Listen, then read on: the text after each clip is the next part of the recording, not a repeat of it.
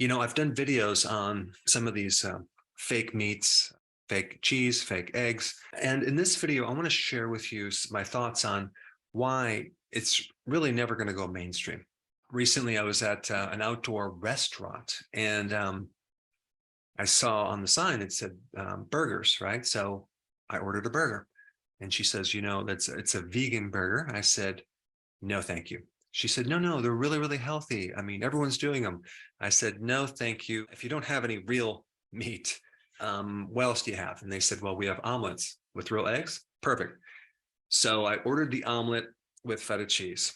I quickly realized there was something not right because my throat was itching, and I was like, what the heck is going on with my throat? And it was real eggs, but the feta cheese was fake cheese, okay? And so I went up to the person, I said, what are the ingredients? You guys serve real cheese, or is it some other ingredients? And then he showed me the ingredients of the cheese, and this is what it had. It had canola oil, which is super processed, highly inflammatory. It also had tofu, which is not a fermented product. It also had soy protein, which of course is GMO and highly processed. It had something called autolyzed yeast, which no one knows what's in that. And then another ingredient called carrageenan. Okay, so any one of those ingredients could create an irritation in my throat. And I don't know exactly which one it was, but my body totally let me know, don't eat that. So what's going to happen over time as more and more people are testing out some of these alternative animal products, their health is going to suffer because the ingredients are not healthy. I think a lot of people have bought the Kool-Aid that beef is a very unhealthy food and it's destroying the planet, and we must get rid of cows. And of course, I'm not talking about the factory farming cows. I'm talking about farmers that actually let their cows graze on pasture. I mean, what is wrong with 100% grass-fed beef? It's actually a super healthy food, and it's extremely healthy for the environment. Before we get into that, I want to mention something about the Impossible Burger, and I think there's another one called Beyond Burger. So here's the list of the ingredients in the Impossible Burger. Soy protein isolates, which again are GMO. You also have potato protein, okay? I mean, how much protein is in a potato, and is it really complete or partial protein or amino acids? It also has cultured dextrose, okay? So we have this cultured synthetic sugar. We also have modified food starch. And just so you know, modified food starch is maltodextrin, okay? It's higher than sugar on the glycemic index. So we're going to add this sugar to the protein, not a good combination. It also has something called methyl cellulose, okay? That is for texture. And who knows what that's going to do in your gut microbes. It's definitely a synthetically made product, and it's processed, and it's inflammatory, but they have to use it to give you the texture of meat. And then you have another ingredient called soy leg hemoglobin. Now, what the heck is that? Well, it's basically a bioengineered protein from soy, which gives you the taste of meat, the texture of meat, but it's not meat. And because it's not really classified as a food, it's not recognized as being safe. There's really no long-term safety studies. So who knows what it's going to do to the population. Then we have another burger called the Beyond Burger. In this one, we have pea protein isolates, very highly processed protein out of peas. And if I'm not mistaken, the way that they process it, they have to use things like hexane, just like they do in canola oil and other seed oils. But the point is that they're not just taking peas from the farm and making this in the burger. They're actually turning it into a highly processed product. And of course, canola oil, which is another GMO oil, and then rice protein, and then mung bean protein. And then we have to add the methyl cellulose, which we've just mentioned before.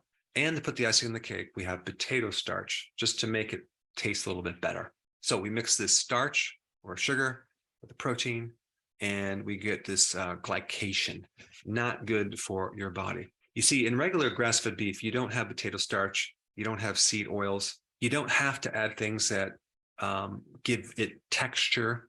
So unfortunately, you're in a big experiment right now. So as far as sustainability, they're not sustainable for your health, and they're not sustainable for the environment. But the bigger message of this video is something that's very, very important. What is it about cows that are grazing in the pasture that is so healthy? Well, I want to show you this book right here. This book called Soil, Grass, and Cancer. Okay. Cost me $250. It's like you can't find something Kindle. This is the link between human and animal health and mineral balance of the soil. Okay. I read this, I'm on my second time through. It's a fascinating book on the relationship between what's going on in the soil, what's going on in the plant, what's going on in the animal, and then how that relates to our human bodies as far as our health. If there's something missing in this chain, it can greatly affect our health. I mean, if you think about it, if you take land, let's take the worst case scenario, like you have just dirt, right? I mean, there's no fertility in that soil. How are you going to make that soil fertile? You can't do it without putting an animal on that land. So cows are the best way to make soil very, very fertile. And how do they do that? Well, through a cow pie, okay? Manure. The cow pie is the ultimate fertilizer. It's loaded with nitrogen, phosphorus, potassium that goes right back in the soil. It also has carbon that is put back into the soil as well. But more than all of those things, it puts the microbes back in the soil. But it's really the concentration, the density of those microbes in the soil that makes the plant nutrient dense, the animal nutrient dense. It all comes from the microbe. Now, I recently did a video on this one topic, and I interviewed Dr. James White, who has his PhD in plant biology. It's a fascinating discussion because the way that a plant gets its nutrients is through the microbes dissolving minerals from rocks and then exchanging with the plant root carbohydrates that feed the microbe, and then the microbes give the plant nutrients like certain minerals. But there's something new that I just learned that just was actually mind-blowing. There's another mechanism where a plant gets its nutrients. It'll actually attract microbes and suck the microbe right into the root and into the plant and extract nutrients from the microbe like nitrogen, phosphorus, and other minerals. So in other words, it's not just the exchange of microbes at the root level, it's actually pulling the microbe in, taking out the nutrients, and then pushing this microbe back out into the soil to recycle and get more nutrition to bring it right back in. There's a whole machine going on in the soil level that plant is dependent on that microbe. And that's called the rhizophagy cycle.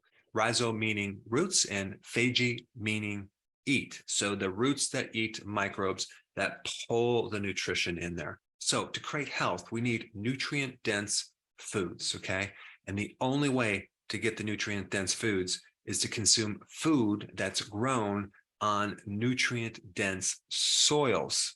And so I will guarantee the plants that are in the Impossible Burger, that are in the fake cheese, that are on the Beyond Burger, are using genetically modified things, which then inhibit this microbial growth. I mean, even take a look at glyphosate, right? Which is in Roundup Ready.